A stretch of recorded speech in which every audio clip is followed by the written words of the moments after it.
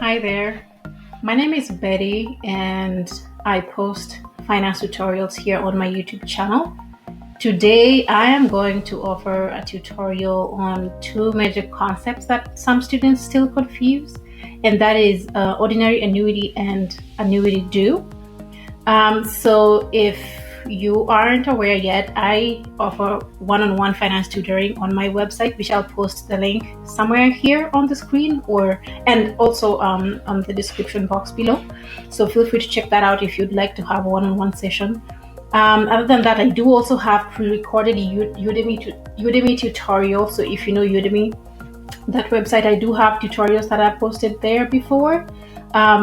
So far I do have tutorials on time value of money concepts, which annuity also is part of, and I do have stock valuation. I do have NPV in there, that is the most recent one that I posted, and I do have time value of money using financial calculator too. So feel free to check that out. As I mentioned, I'm going to post the links here on the description.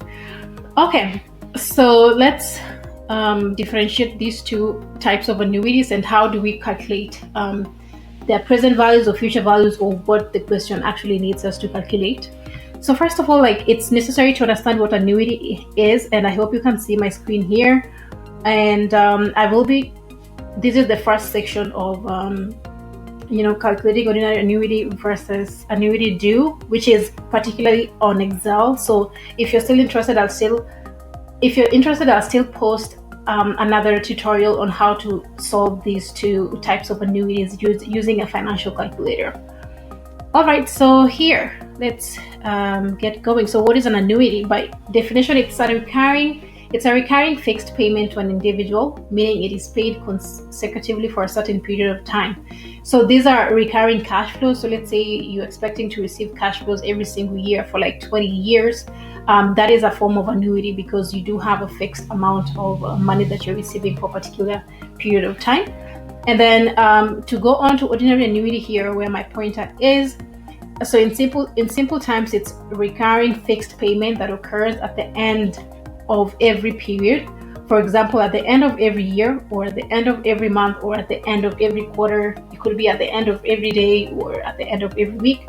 So the main thing to master here is know that for ordinary annuity, we are assuming that the cash flows are occurring at the end of every period. So that is the main differentiating factor here, and you'll realize once we see the definition for annuity due. So here, at the end of every period. What about annuity due? So annuity due in simplest way is to know that it's the opposite of the ordinary annuity, which we just defined here. It's the opposite of ordinary annuity. It's a way that you can use to quickly memorize the two. And then it is a recurring fixed payment that occurs at the beginning. It's a recurring fixed payment that occurs at the beginning of every period. So as you can see, because the other one for the ordinary annuity was at the end of every period, but for the annuity due, it's at the beginning of every period. Yeah. So here it's at the beginning of every year, in contrast to at the end of every year for ordinary annuity. So if you just compare these two, and then we have, or it can be at the beginning of every month, or at the beginning of every quarter, or at the beginning of every week, so etc.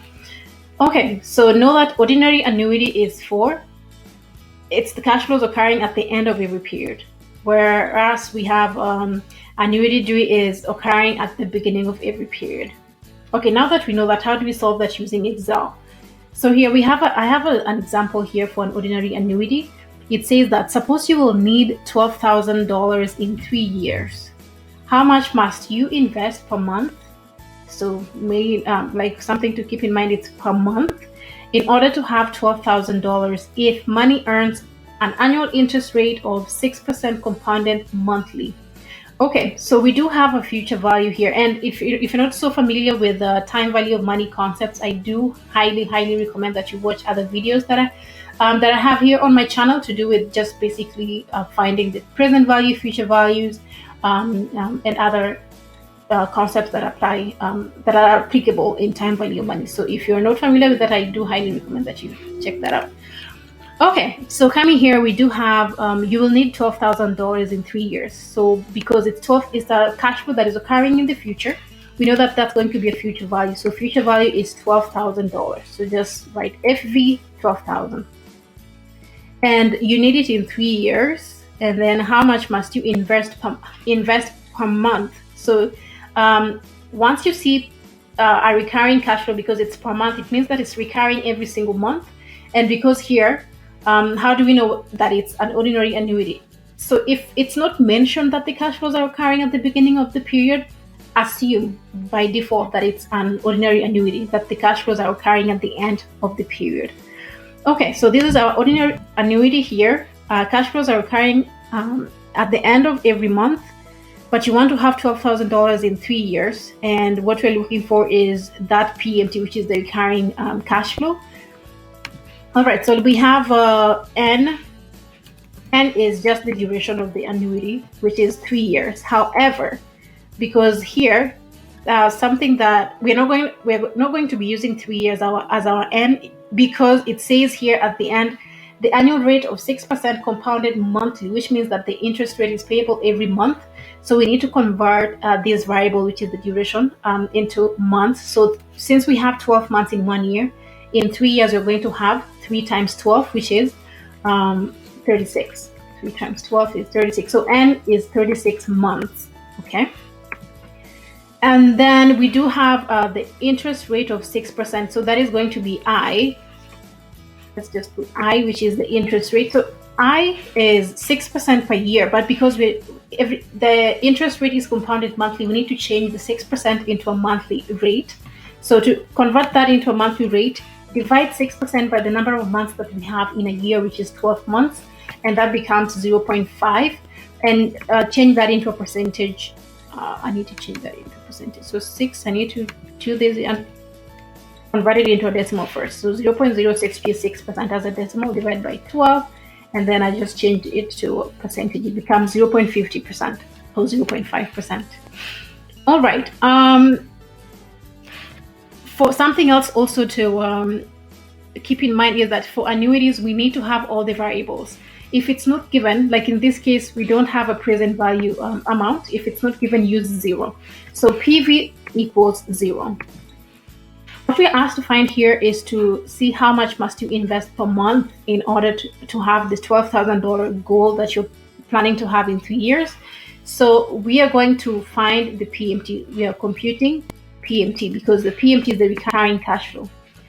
So as you know, if you're familiar with other tutorials that I have in the tutorials that I've posted previously, you know that if we are solving the question in on Excel, we need to start with an equal sign, and then since we're looking for the PMT, so it's an equal sign, then start typing PMT, and you'll see that the function PMT will show up here. Double click it. And the good thing with Excel that it tells you like what you need to click on. So here we start with the rate, which is as you can see here, the rate is in bold. So click on the cell that has the rate 0.50%. Then remember to put the commas. Commas are also very important here, so that you don't get an error. So N is 36, as we see it, like it's gonna be 36 months, and then. Next, we have the present value. So the present value, since we aren't given the present value, we say we put 0. So just click on the 0. Future value is $12,000. So 12,000 FV. Click on 12,000. So the differentiating factor here is going to be on the type. As you can see here, there's a type. So for ordinary annuity, the type is 0. So put 0. But for annuity due, you're going because the next example is for annuity due. So for the annuity due, the type is going to be 1 instead of 0. So here, because we're dealing with the ordinary annuity, it's going to be 0. All right, and then close the parentheses and just enter. So as you can see here, don't worry about the negative sign here, because Excel identifies PMT is going to be a payment. So one variable has to be a negative number. However, when you're writing your answer, make sure that you don't have that negative. How to get rid of the negative? You can put a negative before the function here. So I could put a negative, excuse me, I could put a negative before the PMT, And as you can see now, we do have our answer as a positive number. Now that you have seen example on ordinary annuity, where cash flows occur at the end of the period, we have a different example of annuity due, which is right here. So let's read what they got. Suppose you have selected a new car to purchase for $19,500. If the car can be financed at the beginning of the month over a period of 4 years at an annual rate of 6.9% compounded monthly, how much will your monthly payment be? So it's important to pay attention to the key word here, which is beginning, right? It's beginning of the month. So we know that in comparison to the ordinary annuity that we just previously saw, for ordinary annuity, cash flows occur at the end of the month or end of the year, depending on the question that is set. But here, as you can see, we do have an annuity due question because it says that the cash flows are occurring at the beginning of the month. All right, so how do we solve the monthly payments, which is basically the PMT, using the concept of annuity due? So here we do have, let's write all the variables that we have. It says that you've selected a new car to purchase for $19,500. So that is the price of the car. And since you'll be purchasing the car at the present time, that gives you a hint that it's a present value. So we do have a PV. So just type in PV, and we have 19,500. All right, and then because it's a present value, one of the variable has to be a negative number. I'll just put negative 19,500. Okay, what next do we have? It says that if the car can be financed at the beginning of the month over a period of 4 years. And so we do have duration as 4 years, which is, we know that duration is N. But since the payments are made monthly, we need to change the years into months, which is something that is also a trap. Most students don't just end up putting like 4 instead of converting the 4 years into months. So if you convert 4 years into months, it's just 4 times 12. It's because we do have 12 months in a year. So 4 times 12 will give us 48 months in total. So you'll be making your payment for a total duration of 48 months. Next, we do have at an annual rate of 6.9% compounded monthly. So don't forget this part that says compounded monthly, because it means that, as much as the interest rate is 6.9%, which is the annual rate, you will be charged like monthly interest rate. So you need to convert that into a monthly basis as well. So we do have I, which is the interest rate. So interest rate, we do have 6.9%. I'll change 6.9% as the decimal, 0.069, because the reason why I'm converting it into a decimal is because I'm going to change the format into a percentage up here. So I'll show you how to do that. Okay, so 0.069, which is 6.9% as a decimal, divide by 12, because the reason why we are dividing by 12, it's because we do have 12 months in a year and we want to find the monthly interest rate. So divide that, and then the answer is as a decimal, but we want to change that as a percentage because as you know, interest rate is in a percentage form, so it's going to be 0.58%. And then we have, what next do we have here?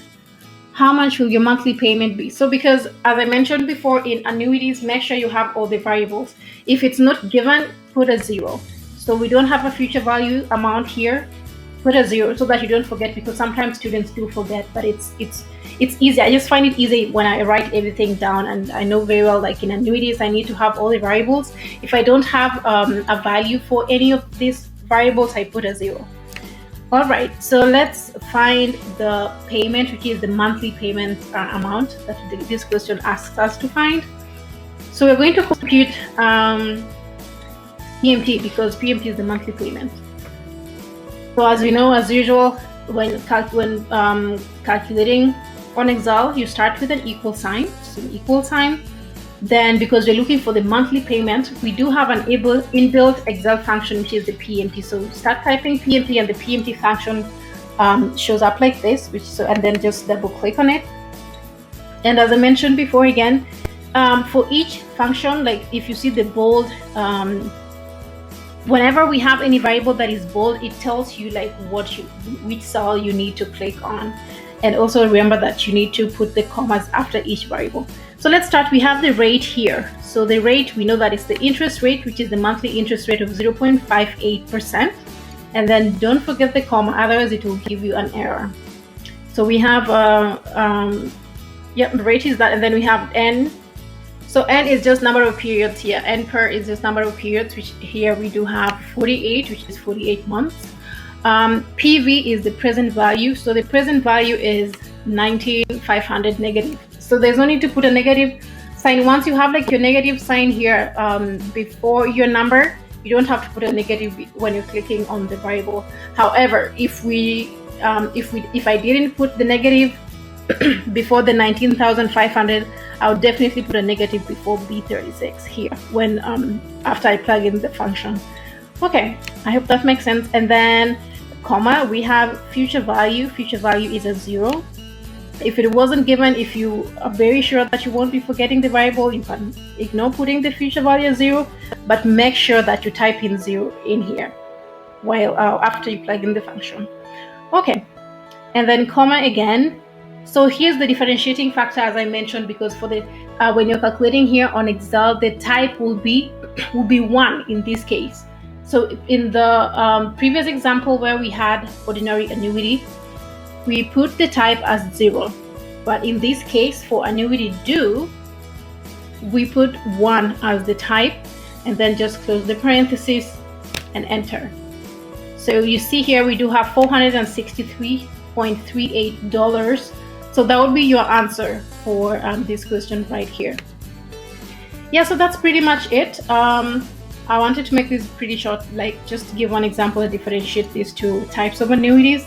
If you would like to see how to calculate ordinary annuity and Annuity Due using a financial calculator, the one that I have is Texas Instruments BA2 Plus. I'm going to be posting a video later on, and feel free to subscribe, and you won't miss that video when I post it later. So yeah, thank you so much, and if you liked the content that I post here, feel free to subscribe, and I really appreciate that. Bye bye.